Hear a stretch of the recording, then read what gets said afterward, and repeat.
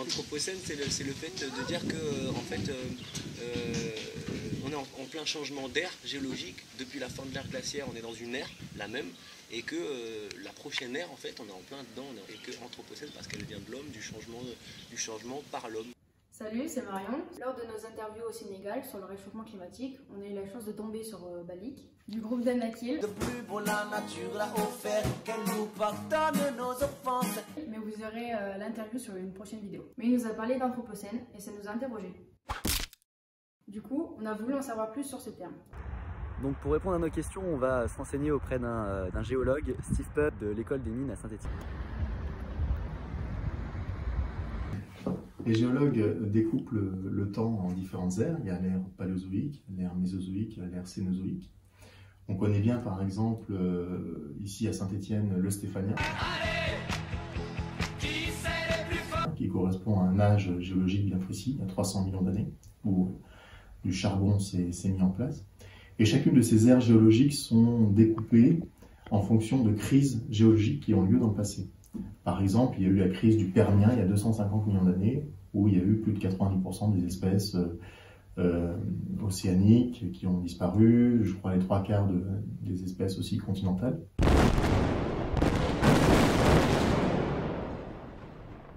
Donc c'est ce qui a permis aussi à d'autres espèces de pouvoir se développer, notamment les dinosaures, quelques millions d'années plus tard, au Crétacé, qui eux aussi ont le droit à une crise géologique il y a 65 millions d'années et qui ont disparu. Aujourd'hui, nous sommes dans une ère qui s'appelle l'Holocène, qui date d'à peu près de 20 000 ans, qui correspond à une période interglaciaire. Et certains scientifiques, c'est encore discuté, débattu, nous disent que nous sommes rentrés dans une autre ère, un autre découpage de temps, qui correspond à l'Anthropocène. Anthropocène. Non, l'Holocène.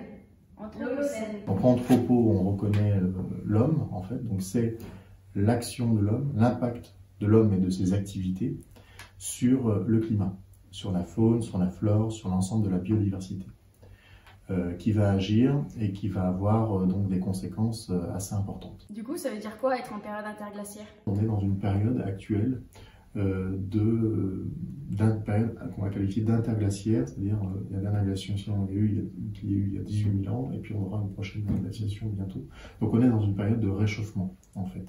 Et ces périodes de réchauffement et de refroidissement sont tout à fait cycliques, elles dépendent en fait des paramètres de rotation de la Terre autour du Soleil, donc d'inclinaison de l'axe terrestre, etc. Ah, le réchauffement climatique, c'est pas notre faute du coup, c'est pas nous.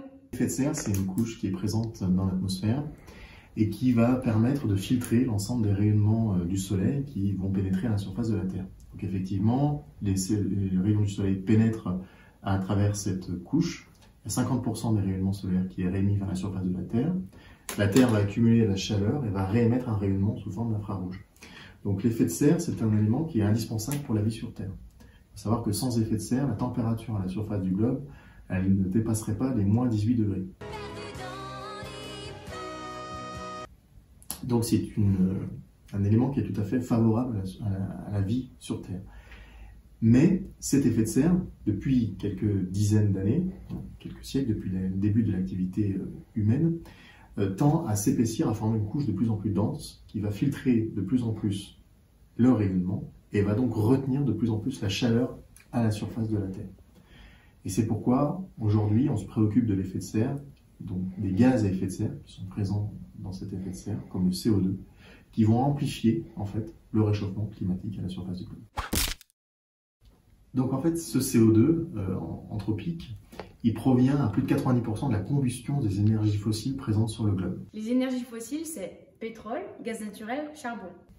Et on voit très bien ici l'impact du début de l'activité industrielle dans le passé, à travers ce graphique ici, qui montre la concentration en CO2 dans l'atmosphère, qui, avant les années 1850, est de l'ordre de 280 ppm. 1 ppm, ça veut dire 1 mg par kilo, c'est-à-dire 1 mg de CO2 par kilogramme d'air dans l'atmosphère, et qui s'accélère très fortement dans les dernières années. Et là, le graphique s'est arrêté aux années 2010. On voit qu'on est à près de 400 ppm de CO2, donc sa concentration a pratiquement doublé en l'espace de 2 siècles dû aux activités humaines.